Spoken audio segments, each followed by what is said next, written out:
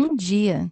Sejam bem-vindos à videoconferência da M. Dias Branco, referente aos resultados do segundo trimestre de 2025.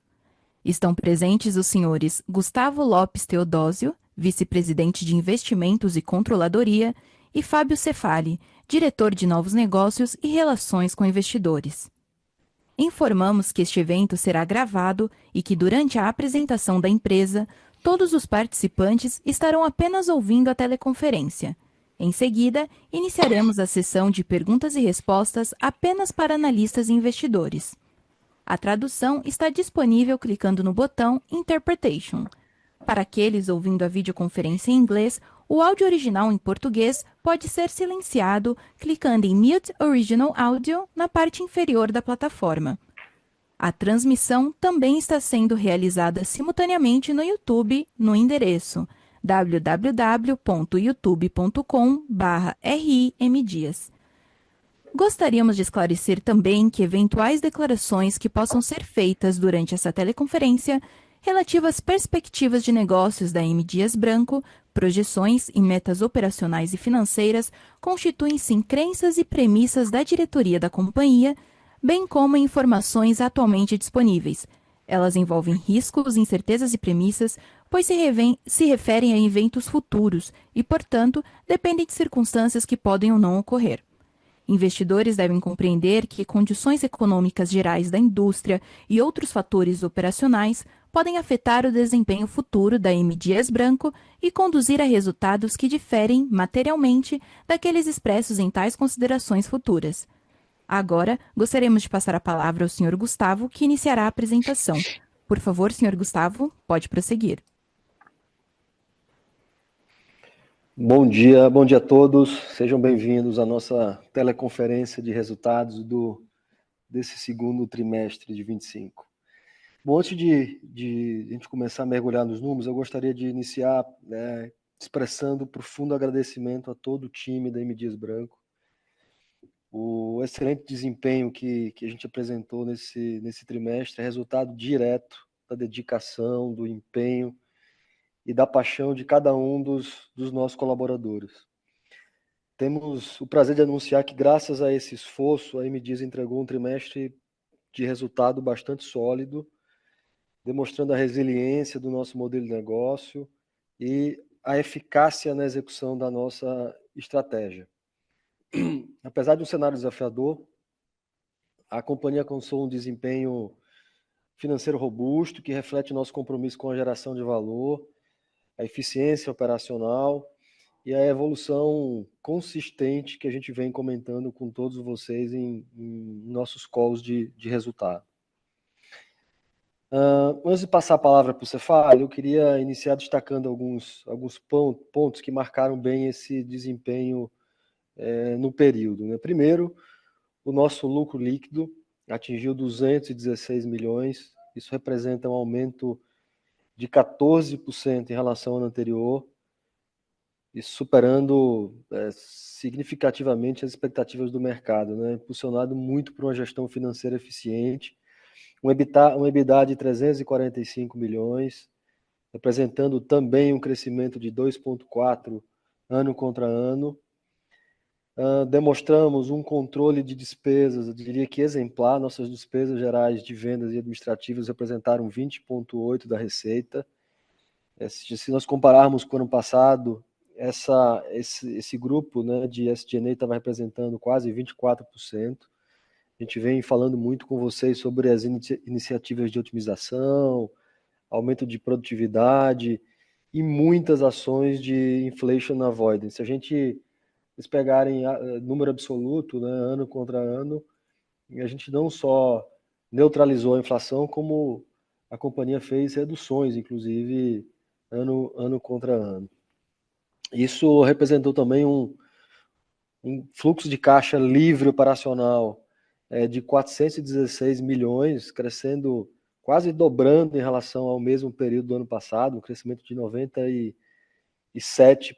Então, além da disciplina na gestão do SG&A, muita disciplina no capital de giro, na saúde financeira, e em função disso, nós estamos encerrando o trimestre com uma posição de caixa líquido de 328 milhões, né? Lembrando AAA na Fitch, ou seja, mantendo uma estrutura de capital sólida em um, em um, em um baixíssimo nível de alavancagem. Então, o que nos posiciona de uma forma excelente para futuras oportunidades de crescimento. Bom, enfim, esses resultados reafirmam a nossa estratégia, estratégia que a gente vem implementando já há algum tempo, focando em fortalecer nossas capacidades comerciais. Fizemos mudanças importantes nessa área no ano passado, a gente começa a colher já esses resultados e continuando na busca de um crescimento sustentável, com margens atrativas para os próximos trimestres. Queria agradecer novamente a presença de todos, eu vou passar para o Cefali, e aí na sequência a gente volta para a sessão de Q&A. Fábio, por favor, bem-vindo. Gustavo, bom dia. Obrigado aqui pela introdução. Bom dia a todos aqui por nos acompanharem no call do segundo trimestre.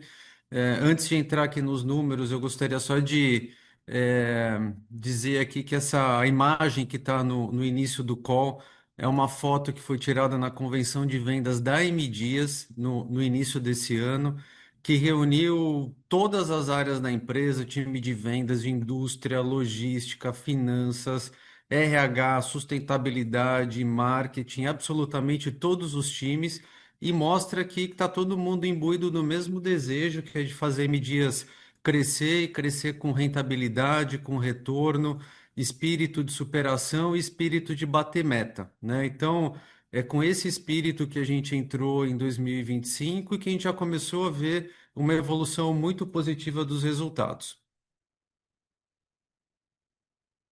Seguindo aqui na apresentação, eu vou passar aqui esses números, porque já foram citados pelo Gustavo, e iniciar aqui a apresentação. O primeiro tema que a gente gostaria de compartilhar aqui com todos é sobre execução e construção do futuro, que é algo que a gente já vem mencionando aí nos últimos trimestres. Os resultados que foram vistos agora no segundo tri são resultados que não aconteceram por acaso, né? Nós definimos um plano e executamos esse plano, ou melhor, estamos executando esse plano, né? Um plano que foi estabelecido a partir de algumas prioridades, né?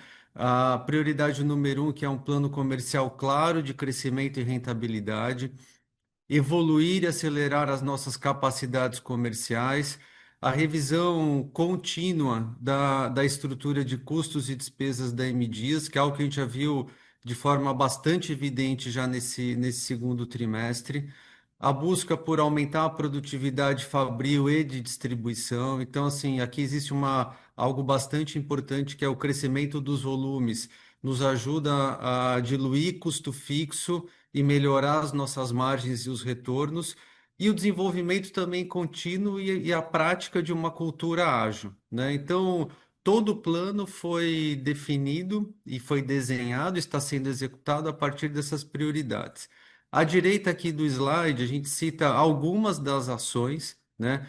Que a gente mantenha um foco contínuo em sellout, com mais presença no ponto de venda, o aperfeiçoamento do nosso plano comercial, que está olhando agora o trimestre, né?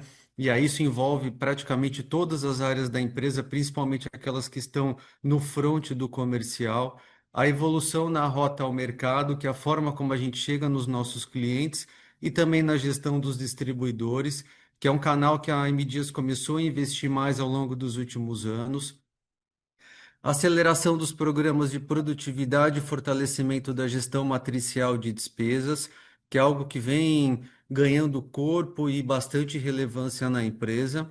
E o aprimoramento dos indicadores de serviço, assim, olhando aqui principalmente os nossos clientes e as métricas de satisfação dos mesmos, né? Então, sim, os resultados não foram por acaso, houve aqui um plano desenhado e que está sendo executado, e todo o time imbuído do mesmo espírito. Tem o time que vende e o time que ajuda a vender, né? Então é com esse espírito que a gente entrou em 2025. Citando aqui alguns outros exemplos, né? O Food Service, que é um canal de distribuição que a gente começou a falar um pouco mais aí ao longo dos últimos trimestres, que reúne principalmente as categorias de farinha de trigo e gordura, né? A gente teve aqui alguns eventos importantes ao longo dos últimos meses. A gente lançou a farinha Boulanger, que é uma farinha que tem um alto valor agregado, que atende pizzarias e padarias que precisam de um produto diferenciado. A farinha medalha de ouro para pães congelados, pães embalados e confeitarias. Mudamos a identidade visual da linha de farinha fina, né, que é a Fina Mix, e lançamos uma plataforma digital até para dar um pouco mais de fluidez na relação com os nossos clientes que precisam desse tipo de produto. Só voltando aqui, essa imagem que está à direita, acho que assim ilustra bem uma das iniciativas que nós estamos fazendo, que é o programa Portas Abertas, que nós convidamos os nossos clientes em várias regiões do Brasil para que conheçam as nossas unidades industriais. E na foto aqui a GME, que é a nossa planta de produção de óleos vegetais, né? Mas é algo que estamos fazendo também nos moinhos no Nordeste e no Sul do Brasil. Fizemos no primeiro semestre desse ano um dia que foi chamado do Dia do PDV, né, com o espírito de que somos todos vendedores. Esse dia, PDV é ponto de venda, né? Esse dia reuniu colaboradores de diversas áreas da empresa, foram mais de 370 pessoas que estiveram em mais de 130 lojas em 40 cidades em 20 estados, né? Então, é uma ação que, de fato, proporcionou a vivência, a proximidade com os clientes e consumidores, não só do time de vendas, que realmente tá nessa função todos os dias, mas inclusive dos nossos times que ficam no back-office da empresa. Tivemos também no mês de maio a APAS, que acontece todos os anos. A M Dias foi premiada, foi reconhecida na categoria Stand Mega. Então, esse é um momento importante no relacionamento com os nossos clientes. Nosso stand foi eleito o melhor em termos de conceito, de ação promocional, visual merchandising e stand sustentável, e ficou na terceira posição em termos de comunicação visual. Então, fica aqui o nosso agradecimento e reconhecimento de todo o time que se empenhou muito no desenho desse stand, na confecção e na execução nesses dias que tivemos a APAS. Aqui um olhar de médio e longo prazo, que é o resultado dos investimentos em marketing que tem sido feito, que foram feitos ao longo dos últimos anos, né? Das 50 marcas mais consumidas nos lares brasileiros em 2024, aqui é uma pesquisa feita pela Kantar, né? Três marcas são da M. Dias Branco, a Vitarella, a Piraquê e a Richester, e essas marcas ganharam relevância de 2023 a 2024. A Vitarella ocupa a 10ª posição, subiu uma posição, Piraquê a 27ª, subiu 6 posições, é uma das marcas que tem recebido mais investimento em marketing. A Richester ocupa a 40ª posição e subiu 5 posições, né? Então, a M-Dias está muito focada em volume, em crescer receita, e ao mesmo tempo na construção das suas marcas. E um parênteses importante aqui, a marca Vitarella é a primeira, né, em termos de relevância nos lares, nas categorias de biscoitos e massas. Mantivemos os investimentos aqui em marketing e trade, né? Aqui só para citar 4 exemplos de coisas que já aconteceram, né? Todo investimento que foi feito na festa de São João, nas marcas Vitarella e Fortaleza, principalmente, no Ceará e Pernambuco, todos os materiais promocionais de ponto de venda, que são importantíssimos para o giro dentro das lojas, a ativação do lamen não frito, que foi uma das principais inovações e principais lançamentos de 2024 e que nós temos investido bastante. E toda a questão de sampling, principalmente com a marca Piraquê, aqui é apenas um exemplo no estado de São Paulo, com os produtos maltados e os cookies. Em termos de lançamentos, tivemos dois sabores novos no Personal Cracker, na marca Piraquê. O biscoito presuntinho, o queijinho e novas embalagens, que é esse multipack que tem 12 pequenos pacotes. Passando aqui para os números de mercado e receita líquida. Esses números aqui é importante ressaltar, aqui não são números da M Dias, são números dos mercados de biscoitos e massas. Então, o que nós vemos aqui na parte superior das duas tabelas é que tanto na comparação ano contra ano, quanto na comparação tri contra tri, os mercados de biscoitos e os mercados de massas apresentaram crescimento em valor, que aqui é o faturamento em reais dos mercados. O mercado de biscoitos apresentou aqui uma queda de 3% na comparação ano contra ano. A gente acredita que isso tenha alguma relação com o aumento de 8% que a indústria fez entre o 2T24 e o 2T25, que impactou também em 2% o número de unidades vendidas. Agora, quando a gente olha a informação mais de curto prazo, que é do primeiro trimestre de 25 para o segundo trimestre de 25, o mercado de biscoitos cresceu em valor, cresceu em volume 3%, cresceu em unidades vendidas e o preço médio aumentou 2%. O mercado de massas cresceu em valor nas duas comparações, ficou estável em volume versus o ano passado, cresceu 9% na comparação com o primeiro TRI, 9% também em unidades vendidas e ficou com o preço médio estável versus o primeiro trimestre desse ano. Aqui sim são os números da M Dias Branco. Então a gente vê começando aqui pelo lado esquerdo do slide, a receita líquida versus o 2T24 cresceu 4%, versus o 1T25 cresceu 23%, é um crescimento de dois dígitos. Em termos de volumes versus o ano passado, houve uma retração de 10%, e versus o primeiro TRI de 2025, um aumento dos volumes de 16%. É importante explicar essa queda, essa retração de volume de 10%. Aqui basicamente são dois fatores, um fator interno e um fator externo.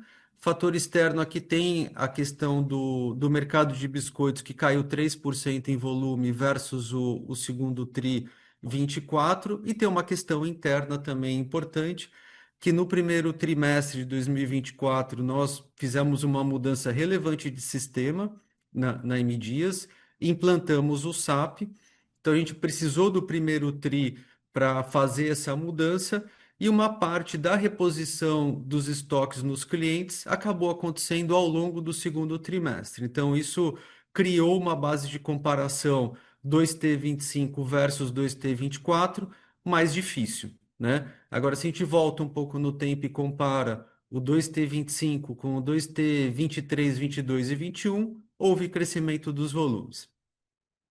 O preço médio cresceu nas duas comparações, 15% versus o ano passado e 6% versus o primeiro TRI de 2025.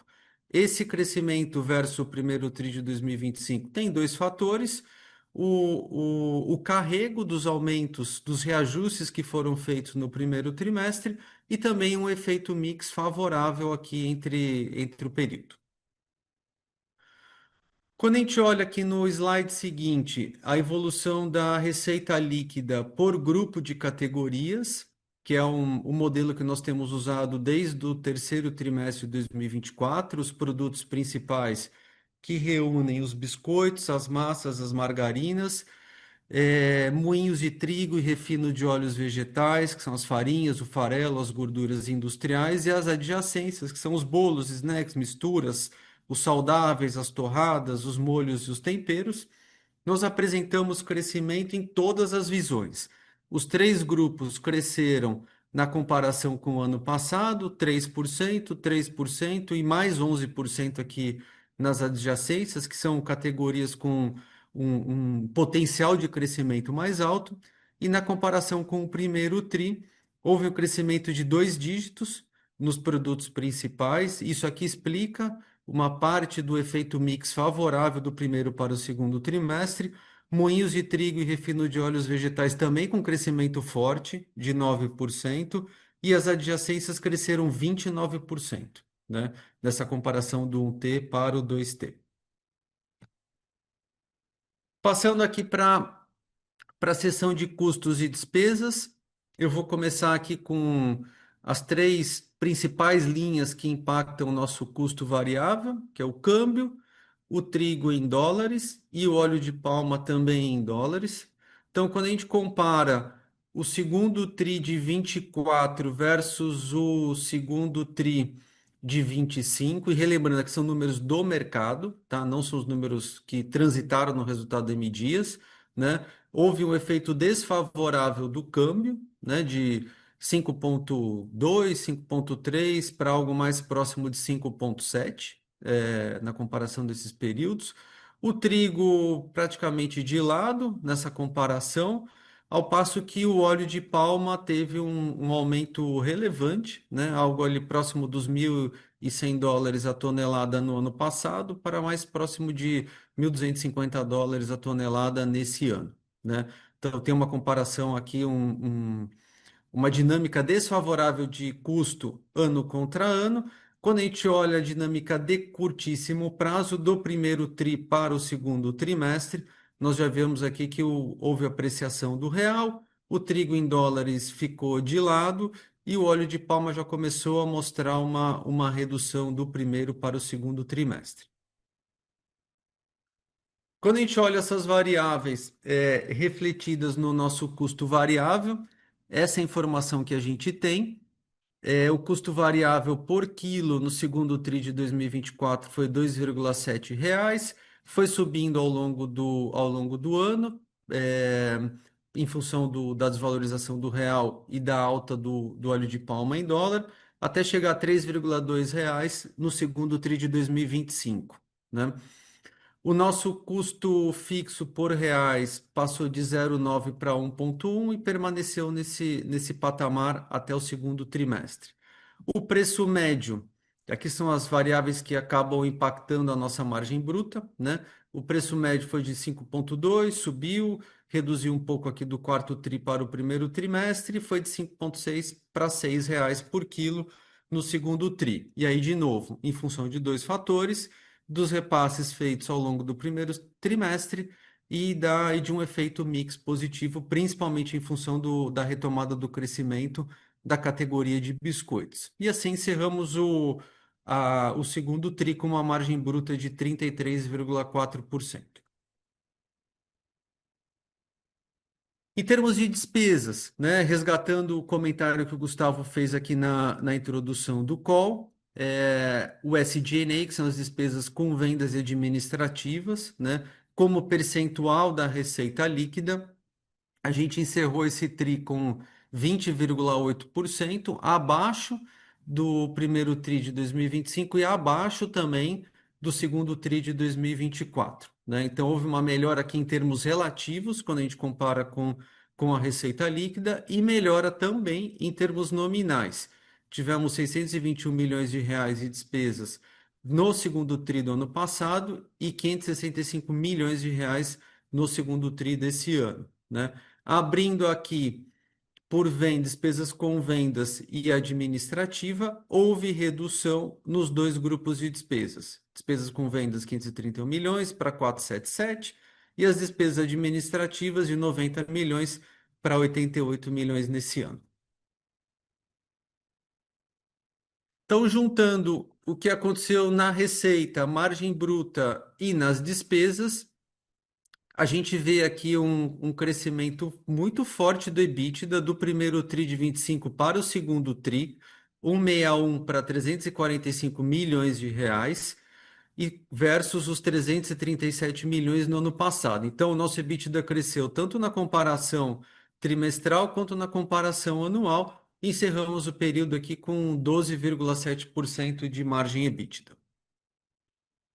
O lucro líquido apresentou praticamente a mesma tendência, né? Um crescimento bem forte versus o primeiro TRI desse ano e crescimento também versus o segundo TRI do ano passado, com expansão de margem, aqui no caso é a margem líquida do trimestre, que foi 7,9%. Passando agora para a geração de caixa, dívida e os investimentos.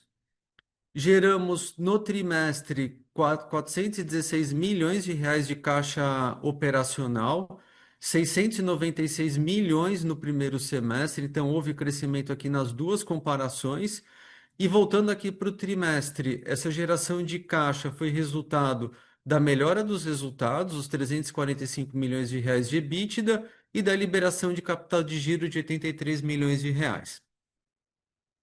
Entendendo aqui mais no detalhe o capital de giro, fornecedores, houve aqui uma redução de 2 dias versus o primeiro trimestre, clientes de 1 dia e estoques de 100 dias para 75. Então, assim, boa parte da liberação de capital de giro veio da linha de estoques. Olhando aqui a nossa alavancagem e posição de caixa no balanço, nós encerramos o trimestre com caixa líquido, que significa mais caixa do que dívida, em 328 milhões de reais, uma alavancagem de -0,1, de novo, aqui significa ter mais caixa do que dívida, e o rating AAA pela Fitch pelo 7º ano consecutivo, que é a perspectiva aqui mais alta de rating da Fitch. Mais de 67% da nossa dívida está no longo prazo, né? Com destaque aqui para os vencimentos a partir de 2028, que são basicamente os vencimentos do CRA que foram emitidos em 2021. Os investimentos, aqui na visão semestral, né, porque são questões mais de longo prazo, com impactos no longo prazo, cresceram 25%, totalizaram 142 milhões de reais nesse primeiro semestre. No ano passado, dos 113, 30 milhões ainda tinham relação com os investimentos que foram necessários para a mudança de sistemas e a implantação do SAP, né? E aqui nas duas imagens ao lado, alguns exemplos desses investimentos focados em eficiência produtiva, operacional, energética, digitalização das nossas plantas. Então, a gente mantém uma agenda bastante forte e robusta de investimentos na nossa operação, tanto em sistemas quanto nas questões de distribuição e produção.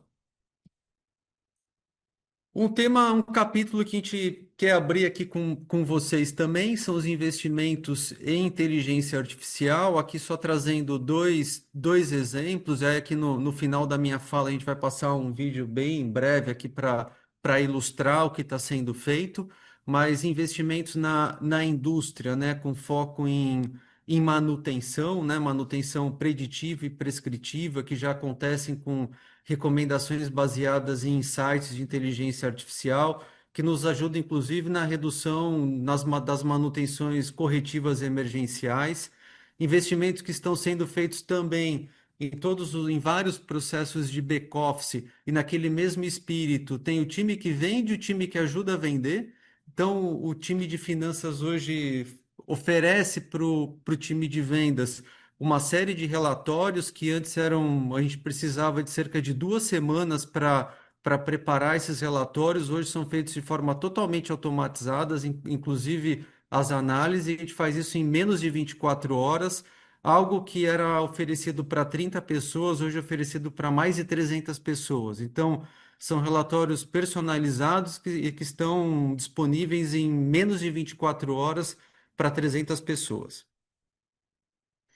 Relembrando a nossa estratégia, né, o crescimento do negócio atual no Brasil inteiro, hoje com uma única diretoria comercial à frente desse negócio, as outras categorias que são as adjacências e o nosso crescimento na operação internacional da Las Acaças e também com as exportações. Passando aqui para o capítulo de ESG, acho que assim, destaque positivo para o indicador de mulheres na liderança, que ganhou 4,4 pontos percentuais na comparação trimestral e também no semestre. Esses indicadores aqui na esquerda apresentam um leve recuo. Agora, isso tem relação direta com o volume de produção, né? Então, acho que eu vou encerrar essa parte da apresentação. Na sequência, a gente vai passar para o Q&A. Eu só peço para o time da MZ colocar o vídeo que vai ilustrar uma das iniciativas que nós temos em inteligência artificial. A transformação digital é fundamental para empresas que buscam agilidade, decisões precisas e vantagem competitiva. Com investimentos em automação e inteligência de dados, aceleramos decisões e fortalecemos nossa posição no mercado. Agora, queremos apresentar nosso case de uso de inteligência artificial aplicado à gestão da margem de contribuição, solução que foi desenvolvida com o apoio de grandes parceiros. Manu, nossa assistente virtual, agora é capaz de avaliar e analisar dados de margem de contribuição, personalizando relatórios para mais de 300 pessoas. Relatórios em textos, gráficos, áudio e vídeo. Antes, com uma equipe restrita e muitos clientes internos para atender, havia uma dificuldade em gerar insights granulares e em tempo hábil para decisão eficaz. Agora, com a Manu e a inteligência artificial, as análises foram automatizadas, rápidas e personalizadas em diferentes níveis como região, canais de distribuição, marcas, família de produtos, entre outros. Com isso, a M. Dias Branco garante que seus colaboradores recebam as informações certas no momento certo. Sem contar que o acesso aos dados foi ampliado de 30 para 300 pessoas e o tempo de análise foi reduzido de 2 semanas para 24 horas. Agora, com a Manu, os colaboradores têm acesso aos insights de forma ágil e objetiva. Essas informações já estão sendo entregues ao time comercial e são feitas totalmente com inteligência artificial.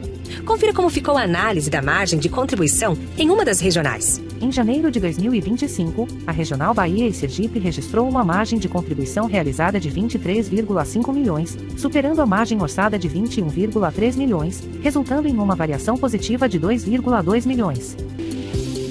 Esta é uma representação de como fica o relatório gerado em PDF.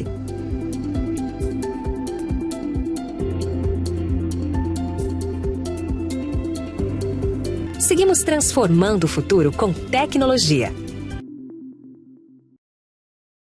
Iniciaremos agora a sessão de perguntas e respostas para investidores e analistas.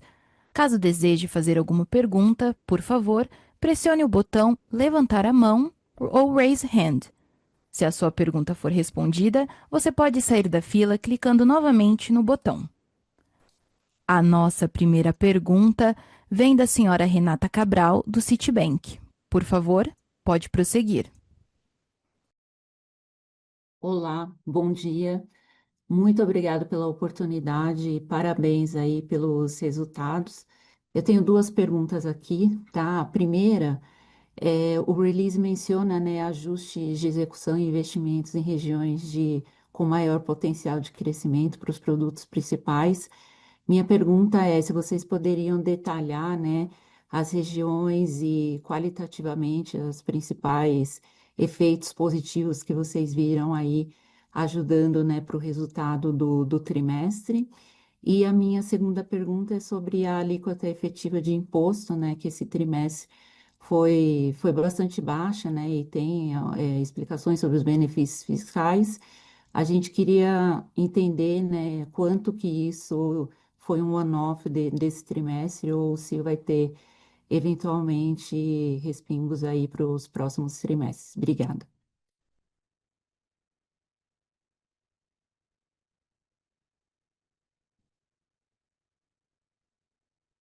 Oi, Renata, bom dia. Quem está falando aqui é o Fábio. Obrigado aqui pelas suas perguntas. Eu vou começar pela da alíquota efetiva e aí depois a gente passa aqui para a primeira pergunta, tá? Então, acho que é importante aqui dar o contexto. A gente teve uma alíquota efetiva nesse TRI próxima dos 3%.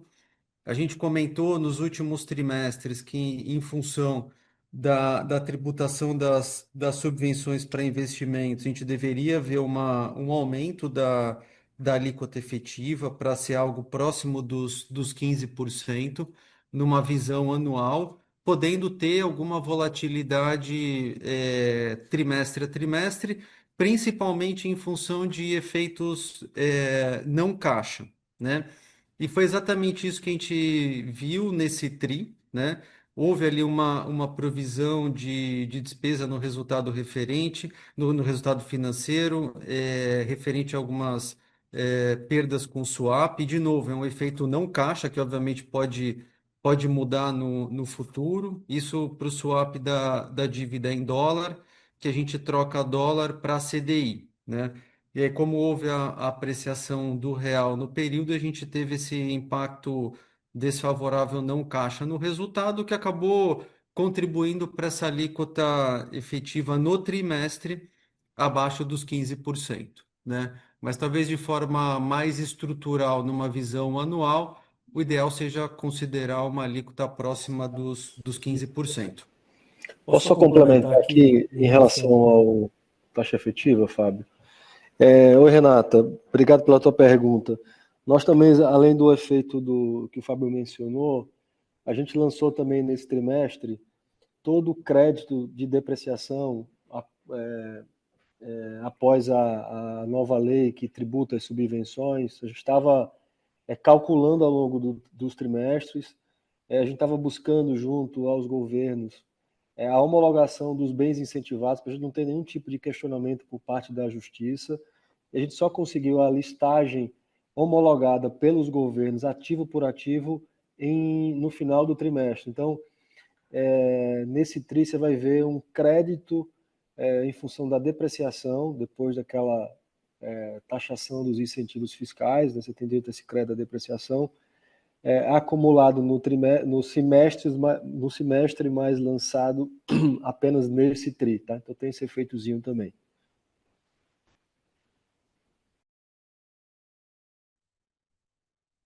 Renata, é o Fábio aqui de novo. Então, voltando para a sua primeira pergunta, né, com relação à expansão nas regiões com maior potencial de crescimento, aqui a gente está falando basicamente de Sul e Sudeste. Acho que vale aqui pontuar algumas questões que foram feitas ao longo dos últimos meses.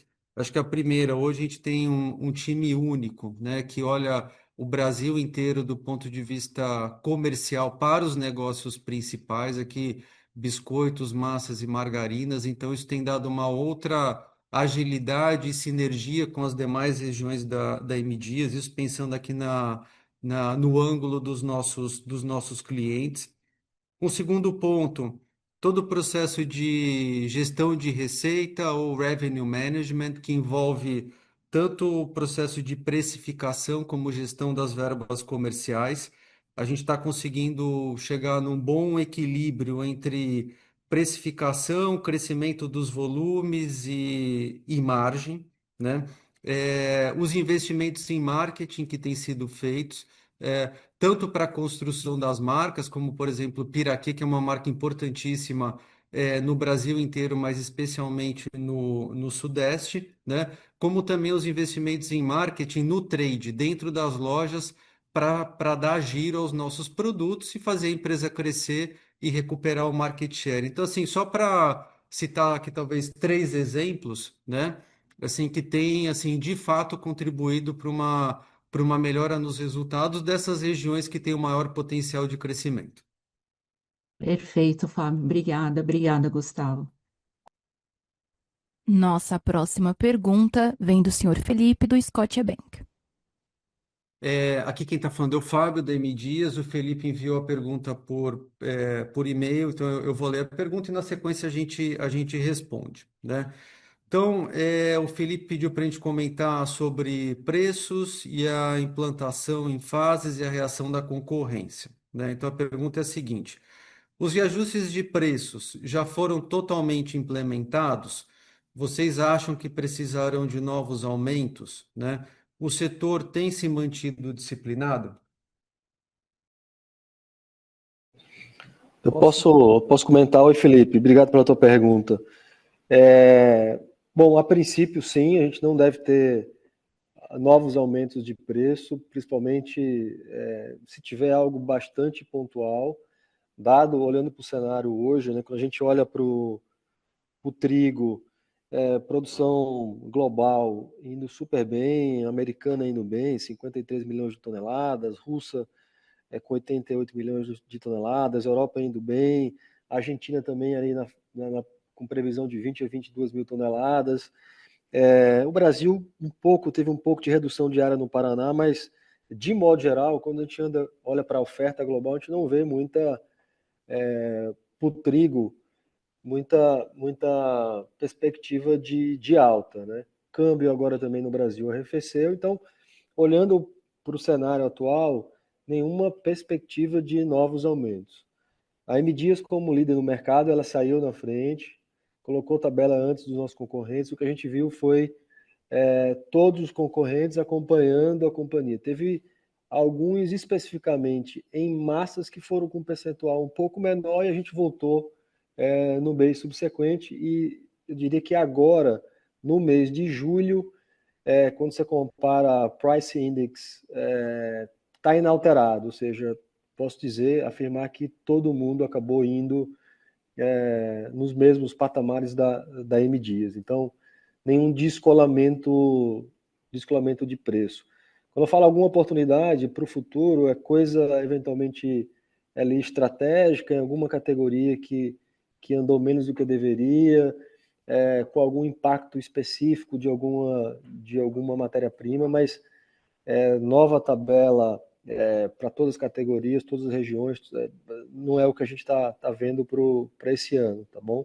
A menos que o cenário mude completamente. Nossa próxima pergunta vem do senhor Guilherme Palhares, do Santander. Por favor, pode prosseguir. Bom dia, Gustavo. Bom dia, Fábio. Obrigado por pegarem as perguntas. Duas do nosso lado. Gustavo, você comentou agora um pouquinho sobre a questão do trigo. Queria ouvir um pouquinho da questão tarifária, onde a companhia se vê algum risco e aonde estaria esse risco principalmente.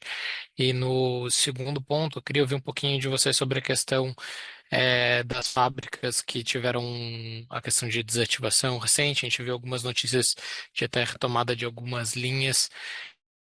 Eu queria ouvir um pouquinho de vocês de como é que está a questão fabril de vocês hoje em termos de capacidade instalada, onde a gente está em termos de níveis de produção, para tentar entender um pouquinho da estratégia de aumento de volume, o que a gente consegue esperar daqui para frente.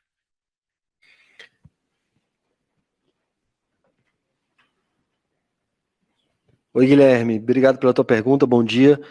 Bom, a respeito da questão tarifária, assim, a gente não vê do ponto de vista de compras nenhum risco relevante. Acho que hoje a gente tem ali entre Argentina e Brasil, 80% do nosso trigo vem desses dois países, ainda tem Estados Unidos e Canadá. Então, olhando para frente, conversando com as trading companies, nenhum risco do lado de matéria-prima, vamos dizer assim, relevante na nossa visão. Na ponta de top line, vendas, a gente tem uma área de exportação que tem evoluído bastante, somente no mercado americano, mas ainda é um trabalho incipiente. A gente está faturando algo próximo de 5 milhões ali, 600 toneladas por mês. Isso representa 0,5 do total do top line. Então, também não é nada relevante. É só uma pena, porque fazia parte de um trabalho que a gente começou de forma consistente, esse número vinha crescendo, e o impacto inicial, esse sim, é grande olhando para a exportação, mas no todo, como companhia, nada relevante, tá? Então, ponto de atenção, algumas soluções já estão em curso. Então, a gente tem, por exemplo, algumas coisas que nós estávamos produzindo pelo Brasil e mandando para os Estados Unidos, estamos agora produzindo no Uruguai. Isso vai ajudar um pouquinho, mas tem um efeito ali no faturamento para os Estados Unidos especificamente, tá?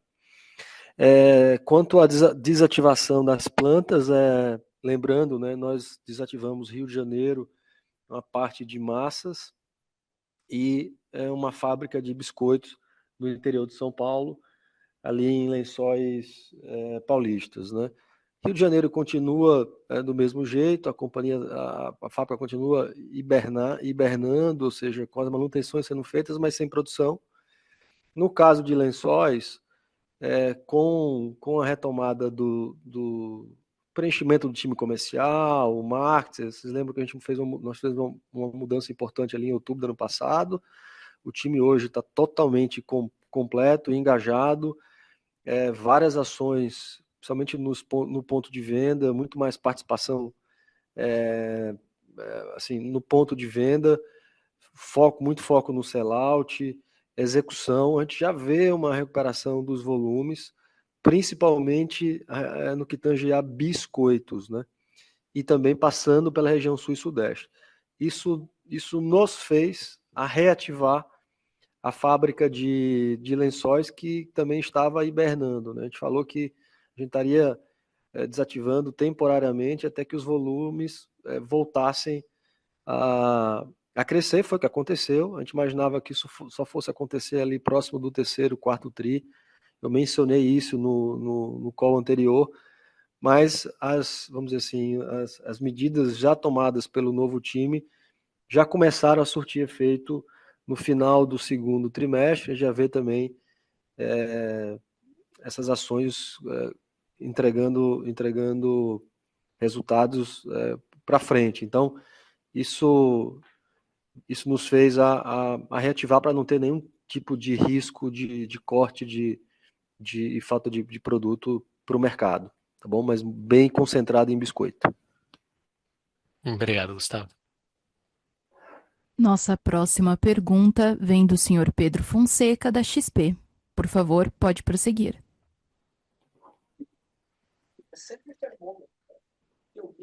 Bom dia, Gustavo, Fábio, obrigado por pegar aqui as nossas perguntas. A primeira, eu queria fazer um follow-up na questão de preço, né? Acho que tanto o Gustavo quanto o Fábio comentaram já bem que não existe essa expectativa da companhia de, né, mexer em preço até o final do ano, dado o cenário de custo. Mas eu queria ouvir de vocês o que vocês têm visto do ambiente competitivo neste contexto de arrefecimento de custo, né? Se vocês acham ou começam a ouvir se tem algum competidor que estaria inclinado a eventualmente até voltar um pouco de preço agora nesses próximos trimestres. Essa é a primeira pergunta. E a segunda pergunta é em relação ao selling, né? As despesas de vendas aqui, que a gente viu uma eficiência bem interessante no segundo tri. E eu queria ouvir de vocês um pouco mais em relação a isso, que a gente pode esperar para frente, né? Se esse talvez seria o nível run rate ali de despesas de venda para a companhia, ou se tem talvez eventualmente um pouco mais de suco aí para extrair dessas medidas que a companhia tem tomado, né? Como vocês citam ali no release de armazenagem externa, utilização de frota própria, enfim. Seria bacana ouvir nesse sentido. Obrigado. Eu vou começar aqui, Pedro, depois o Fábio complementa. No que tange a preço, eu acho que o mercado deu uma amadurecida grande, a gente não vê ninguém fazendo loucura, como a gente viu lá atrás. Eu acho que o cenário de estabilidade ajuda muito nisso, né? Quando você tem grandes variações, ou das commodities, ou de câmbio, isso gera uma confusão, porque nem todo mundo tem estoque, nem todo mundo tem hedge, tem gente que demora um pouco a fazer as contas de precificação adequada, muita companhia, principalmente as menores, não tem área de revenue management, price, então fica mais conturbado o ambiente quando você tem essas grandes variações aí, principalmente macroeconômicas. Não é o que a gente está vivendo agora, a coisa está mais estável, principalmente no âmbito das commodities. Isso faz com que o próprio mercado e a precificação fique mais estável. É o que está acontecendo. Então, mais uma vez, o que nos habilita a falar isso é o price index, né, que é como a gente está perante o mercado. E a gente não tem visto nenhuma grande variação de price index, o que é o ideal e como é que eu estou hoje, ou se houve mudança relevante de um tri para o outro. Então, eu diria que está um mercado bem mais estável do que a gente viu lá atrás, tá? Então, de preço, acho que é isso. De SG&A, a gente tem feito eu diria que um dever de casa grande no que tange a logística, nível de serviço, mas com eficiência, principalmente no sul e sudeste, que você tem menos massa crítica, né, menos volume.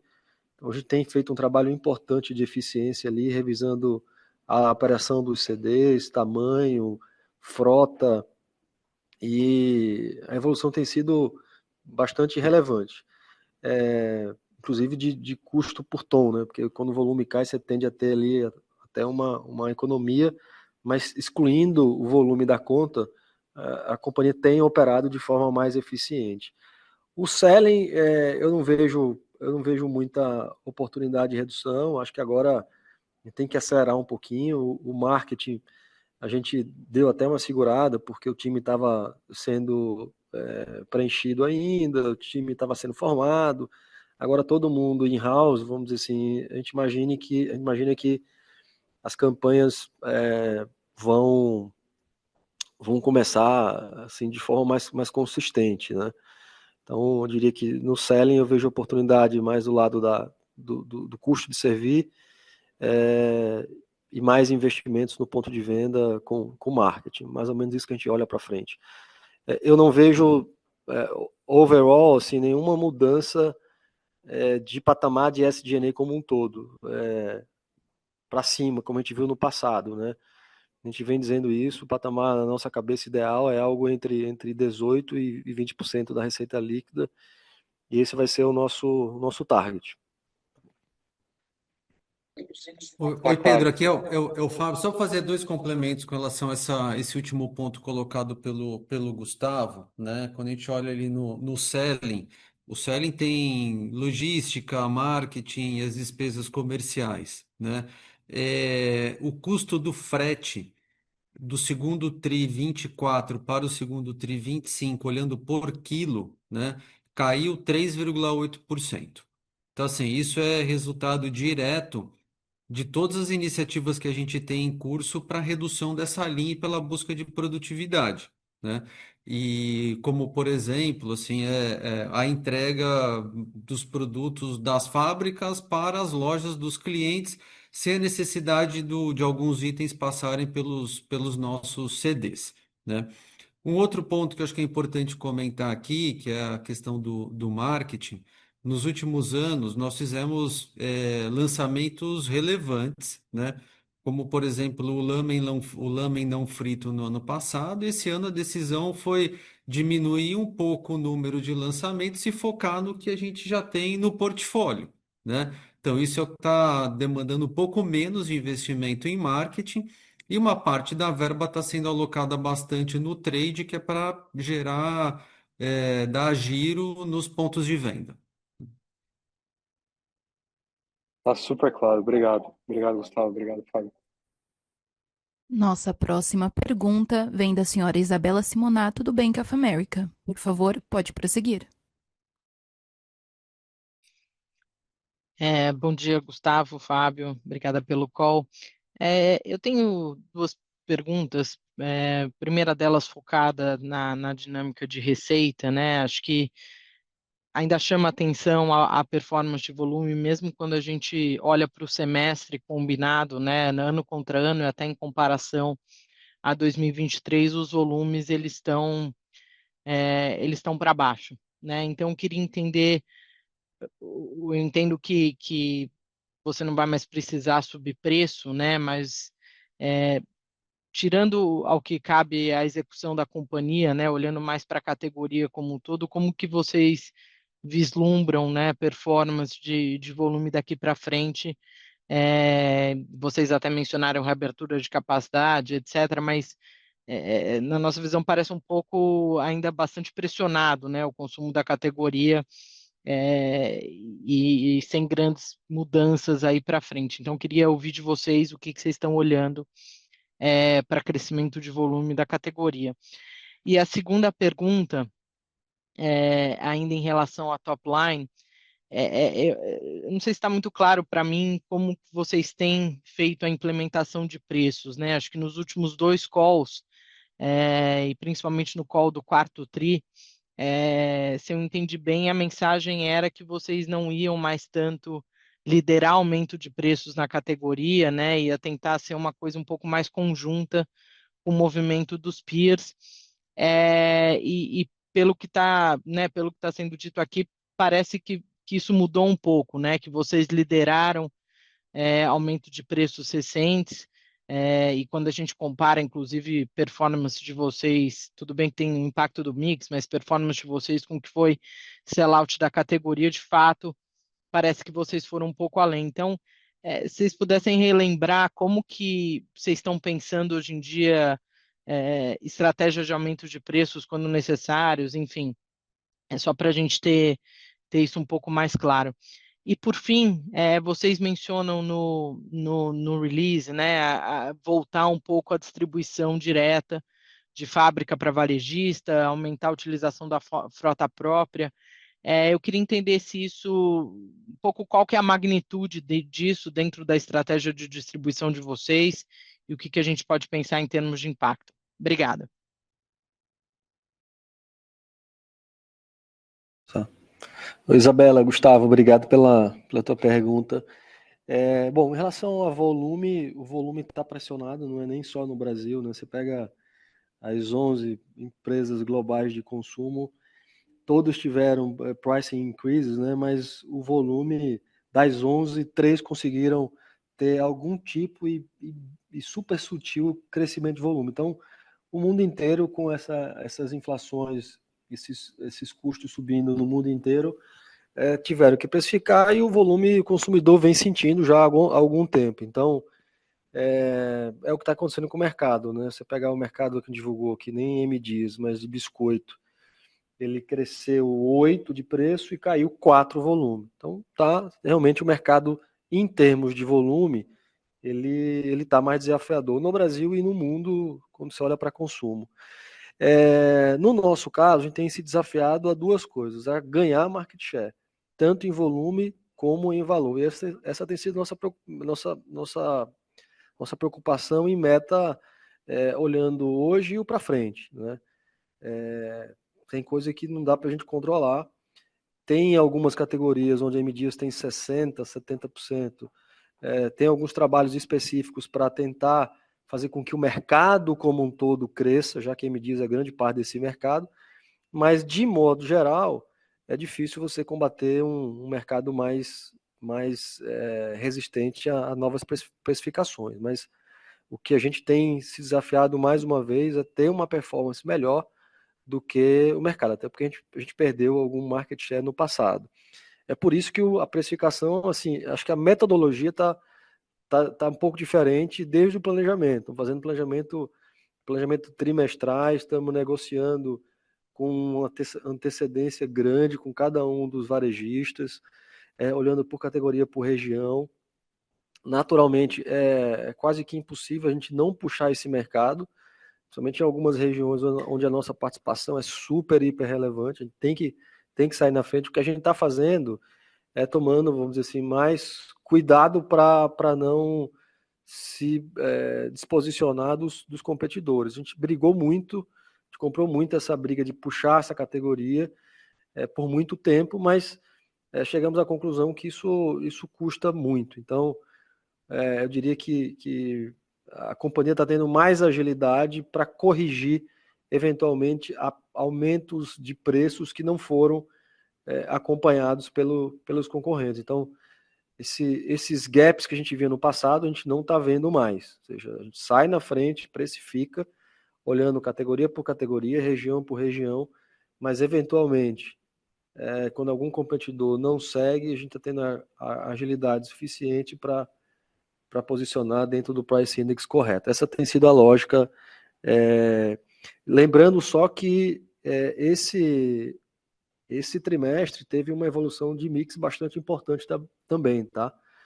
Então, o mercado caiu de forma geral, o volume. No nosso caso, grande parte do preço veio de mix. Depois o Fábio pode aprofundar um pouco mais.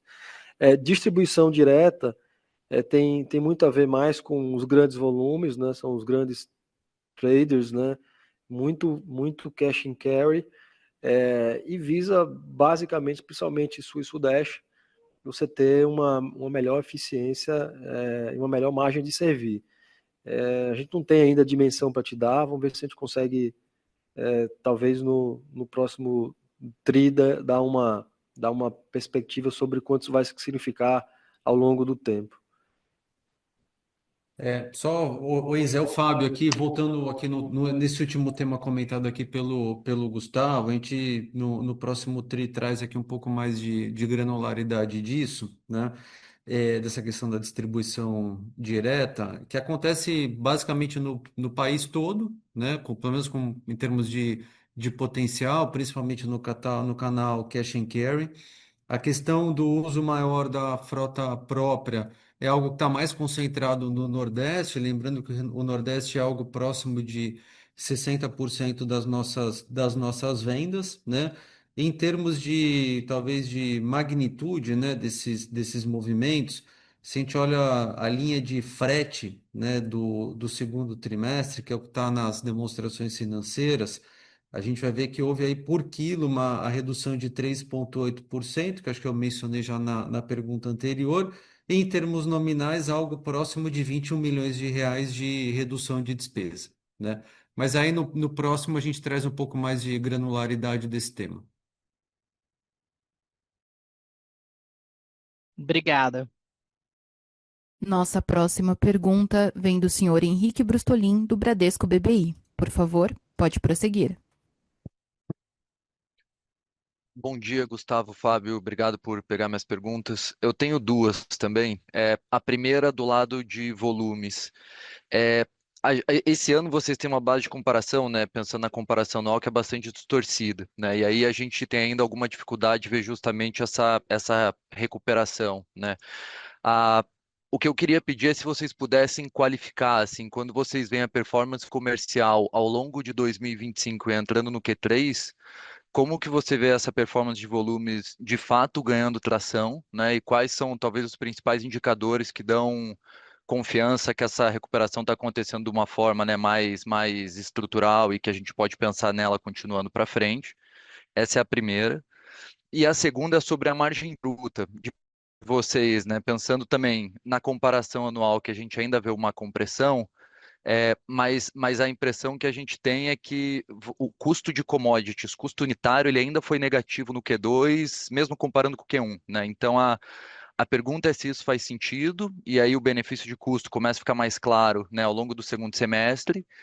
E nesse sentido, né, voltando para a discussão que aumento de preço não é algo que vocês devem perseguir no ano, quão confortáveis vocês estão, né, com o patamar de preço atual para pensar na margem bruta recuperando, eu vou dizer para os patamares de 35%, 36%, que seria talvez o necessário para a margem EBITDA voltar lá para os mid-teens, né? Então, se essa recuperação é mais uma discussão de volume mesmo voltando, ou se tem algo de preço que para chegar lá ainda teria que acontecer.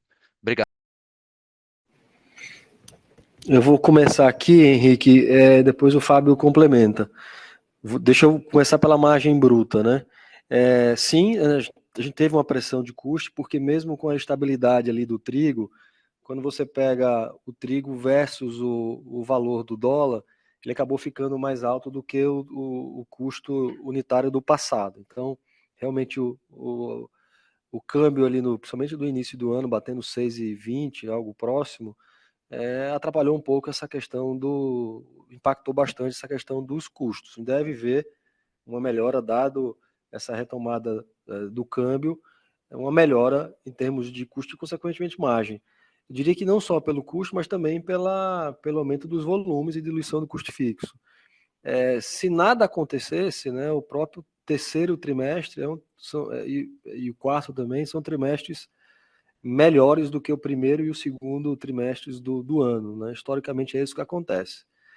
No nosso caso, a gente percebe que as ações em curso já estão surtindo efeito. Eu vinha comentando que eu esperava ver alguma coisa diferente ali no terceiro, quarto tri, a gente já viu alguma coisa acontecendo em maio e junho, importante, em função da mudança de mindset. Quando a gente olha para volume, eu estou vendo as negociações muito menos baseadas em negociação com o trade por si só, e muito mais um olhar conjunto da gente com o trade para sellout, ou seja, o que nós podemos fazer olhando para sellout para que a venda aconteça junto ao consumidor. A gente não quer que nenhum varejista fique estocado no mês específico e deixe de comprar no meses subsequentes, principalmente no momento que você tem um custo financeiro com a Selic a 15. Então, nós estamos fazendo planos trimestrais com o trade para garantir que as metas desses planos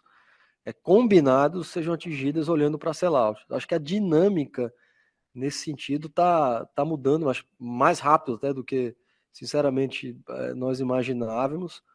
A receptividade do trade por esse tipo de plano está sendo super aceita, boa. Então, assim, olhando para frente, eu vejo crescimento no volume por si só, por questão sazonal, crescimento no volume por melhoria de processo, foco no sellout, mais controle e cuidado na execução no ponto de venda. Estou vendo o time muito mais engajado e obviamente, melhores margens em função disso que eu te falei, diluição, menor custo para os próximos trimestres.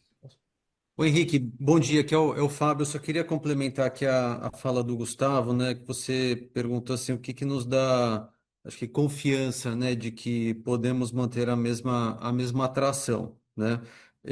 O que a gente tem visto ao longo dos últimos meses é a consistência, né? Então a gente vê consistência nos volumes, aí são os volumes de sell-in, consistência também no sell-out, né, que é o sell-out puxando o sell-in. Isso tudo deixa a operação muito mais fluida e previsível, né? Tanto do ponto de vista comercial quanto do ponto de vista de operações, que é a produção e a distribuição, o que acaba sendo muito favorável para a rentabilidade do trimestre, né? Então, acho que assim, essa consistência que a gente tem visto ao longo dos últimos meses, né, assim, nos dá a confiança de que podemos sim manter a mesma atração dos volumes. Tá ótimo, pessoal. Muito obrigado. Nossa próxima pergunta vem do senhor Tiago Duarte, do BTG Pactual. Por favor, pode prosseguir. Oi, bom dia, Gustavo, bom dia, Fábio, prazer falar com vocês. Duas perguntas aqui do nosso lado também. A primeira, eu queria pedir se a gente tivesse ainda acesso a algumas das informações que vocês costumavam abrir até meados do ano passado, tanto no que respeito a canal, né, como geografia. Eu queria entender se esses elementos tiveram, na visão de vocês, algum impacto mais significativo naquilo que nós estamos vendo para preço médio nesse trimestre. Né? Em adição a isso, vocês já mencionaram que houve um efeito positivo de mix, que eu imagino que seja mix de produto, possivelmente uma venda de biscoito, por exemplo, em relação a outras categorias, mas queria só, se vocês pudessem, ainda que vocês não abram mais essa informação, se vocês pudessem qualificar, além do mix, algum efeito de canal ou de geografia que possa também ter impactado a evolução dos preços médios do trimestre? Essa é a primeira pergunta.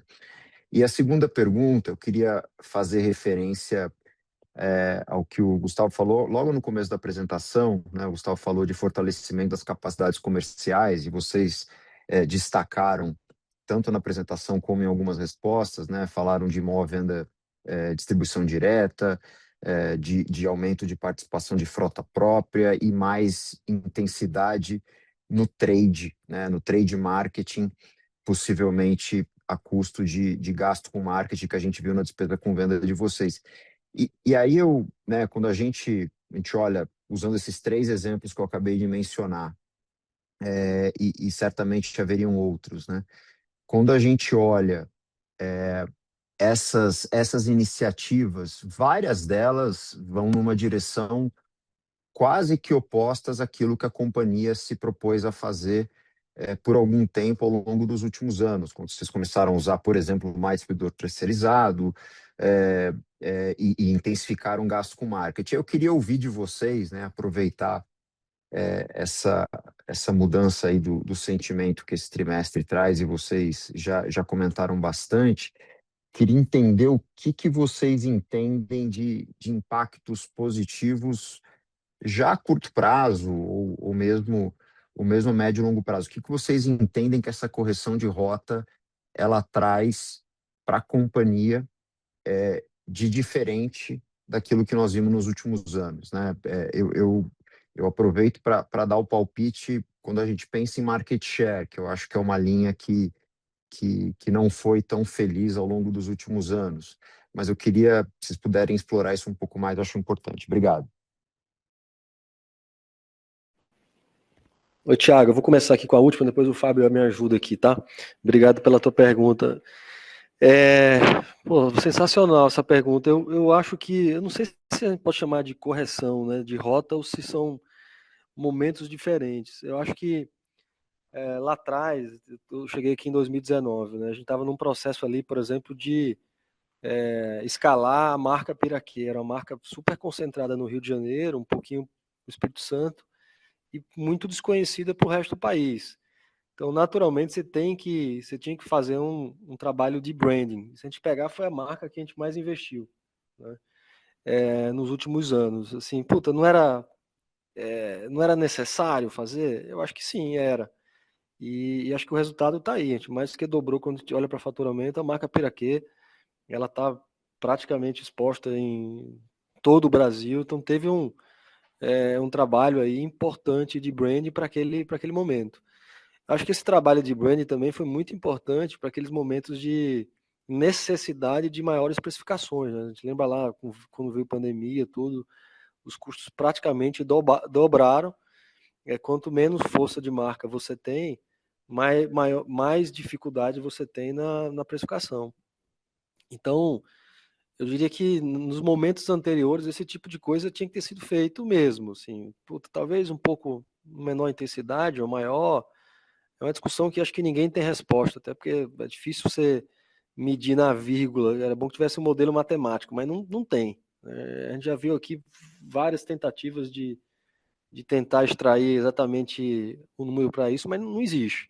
Mas conceitualmente, eu acho que aquele momento fazia sentido. O que a gente vê agora é que é um momento muito mais de você voltar para essa precificação que foi importante lá atrás, dado o custo inflacionário, né?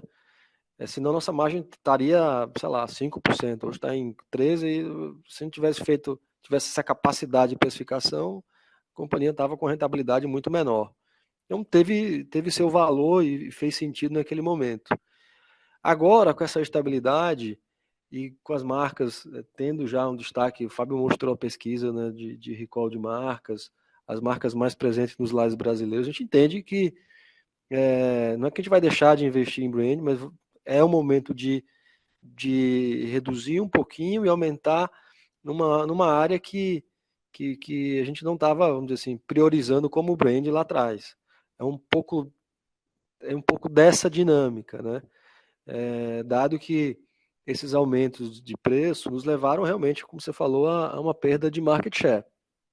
Eu sempre falei que um market share muito abaixo de um terço incomodaria muito a M Dias. Então, tem todo um trabalho que vai desde execução comercial mesmo, né? Rotina comercial, com revisão, com planejamento trimestral, KPIs específicos, reunião diária do time de vendas com as matinais.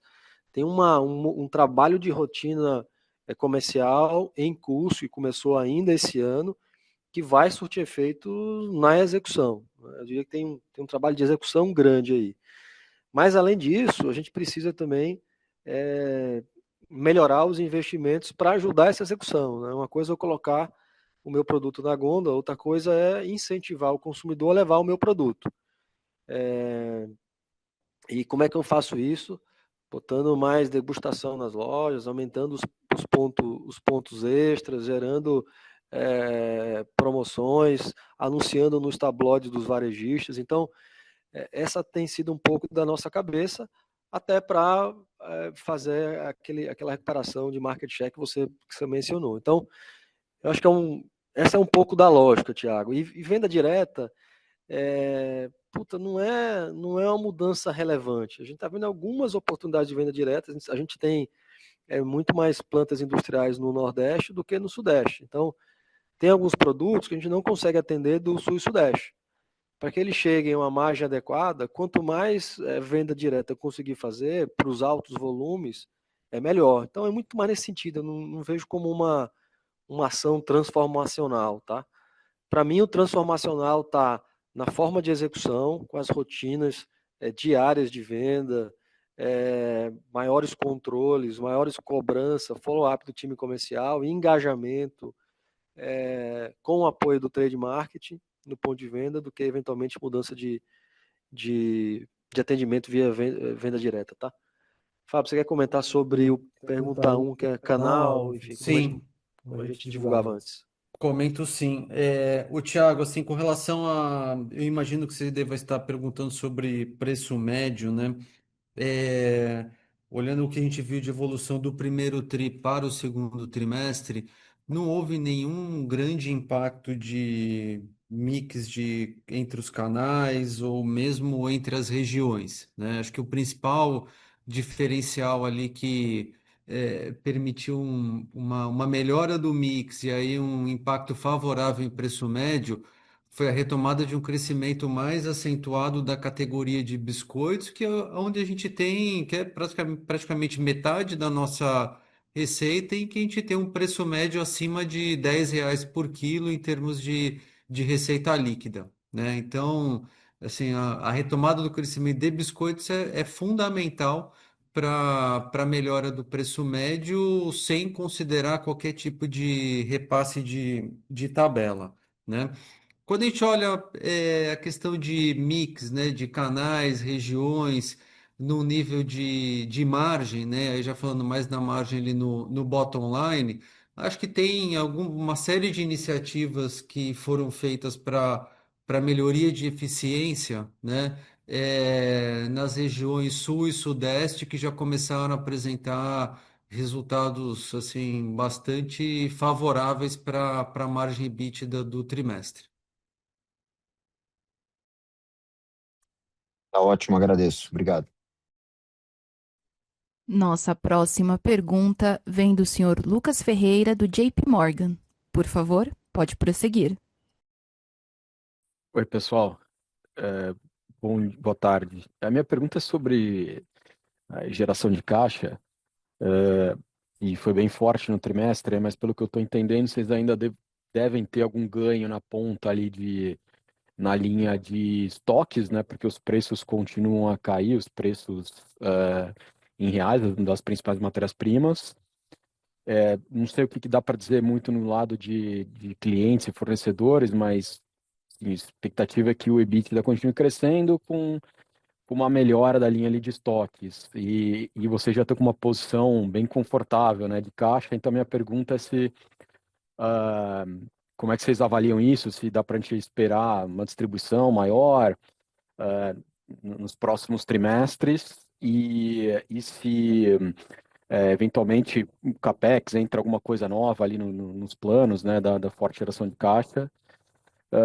E a minha outra pergunta é só para esclarecer um ponto, assim, quando a gente olha os gráficos que vocês colocaram de matérias-primas e olha os números do CBOT, por exemplo, né, parece que ainda tem mais queda contratada de custo, assim, os preços do óleo de palma estão caindo 10% em dólar, do trigo 5% em dólar year to date, aí o câmbio está quase 15% mais forte, né, year to date. Então, essa é a minha pergunta, se na ponta vocês já estão vendo uma redução expressiva dos custos. Obrigado.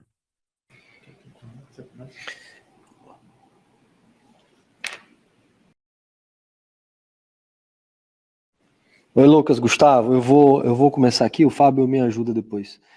Eu não, assim, tem, como eu falei até anteriormente, né, tem sim uma queda contratada, se nada mudar, em função do que você acabou de comentar, né? Trigo estável, câmbio caindo, palma também. Mas essa liberação de capital de giro tem dois efeitos. Primeiro, tem a ver com volume também de estoque, volume comparado com os trimestres anteriores. A gente tinha mais estoque de trigo, agora com o trigo estável, e com esse custo do carry, os estoques estão menores. Então, não foi só questão de custo que fez com que esse capital de giro fosse liberado. Sob o ponto de vista de custo, sim, deve ter mais liberação. Sob o ponto de vista de volume de trigo, eu não acredito que a gente consiga liberar mais. Acho que o volume de estoque atual tá ok. Teve também uma evolução importante em função do planejamento integrado dos estoques de produto acabado. Acho que a gente está com um controle bem mais adequado. Então, acho que de estoque é isso. Sim, podemos ver custos melhores para frente, dado o cenário atual. Liberação de estoque só advindo de menor custo, não de menor volume. A gente acha que os volumes já estão em níveis adequados, vamos dizer assim. CAPEX, a gente está no curto prazo, a gente não deve ver nenhuma mudança expressiva. Talvez para os próximos anos, talvez a gente tenha alguns projetos de modernização e eficiência operacional, a gente está na fase ainda de estudo. Estamos iniciando as discussões para o próximo ano agora, tivemos as primeiras discussões de premissas com o Conselho na semana passada em São Paulo, na sexta-feira. Então, tem algumas coisas que nós vamos precisar fazer para ter melhores custos operacionais, custos de produção, mas não vai pegar nesse ano. Esse ano a gente pode pegar um CAPEX normalizado ali, sem aquele efeito que a gente viu no passado do SAP, né?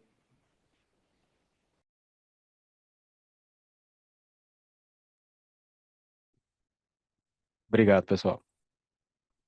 Nossa próxima pergunta vem do senhor Gustavo Troiano, do Itaú BBA. Por favor, pode prosseguir. Bom dia, Gustavo, Fábio, obrigado pela pergunta aqui. Tem um ponto que eu queria explorar com vocês um pouco mais, que é essa comparação do top line de vocês com os dados da Nielsen que vocês reportaram aqui. O que chama a atenção é que a performance de sell-in da companhia outperformou bastante, né? Os dados de sell-out e Nielsen.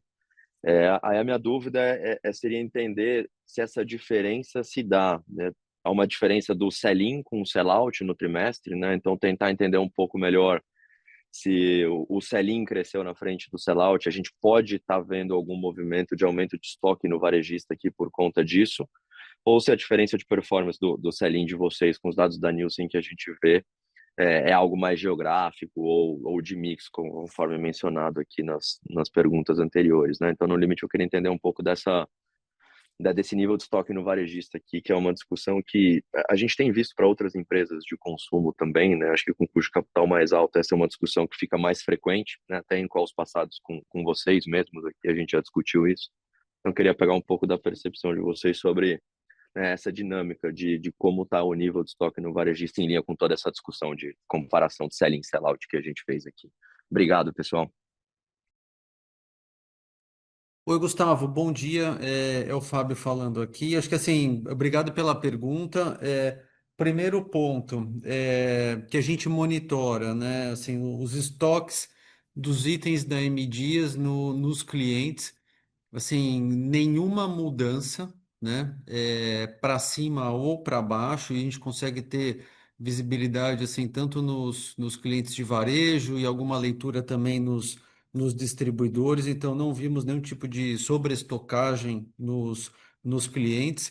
Acho que a sua leitura tá correta, acho que o sell-in veio antes que o sell-out, quando a gente olha os números desse trimestre. E algumas leituras mais assim de curtíssimo prazo de sell-out já começam a apontar para uma recuperação de share, né? Perfeito, Fábio, muito obrigado. A sessão de perguntas e respostas está encerrada. Gostaríamos de passar a palavra ao senhor Gustavo para que faça as considerações finais. Bom, queria agradecer a todos pela participarem aqui conosco nesse call de resultado e reforçar a nossa disponibilidade para conversar com vocês, tirarem dúvidas adicionais e dizer que a companhia está muito confiante ali no futuro, certa de que as mudanças que foram feitas foram necessárias e começamos ali a colher os resultados que a gente imagina que serão resultados consistentes com o nosso plano estratégico. Então, mais uma vez, obrigado a todos. A videoconferência da M. Dias Branco está encerrada. Agradecemos a participação de todos e tenham uma boa tarde.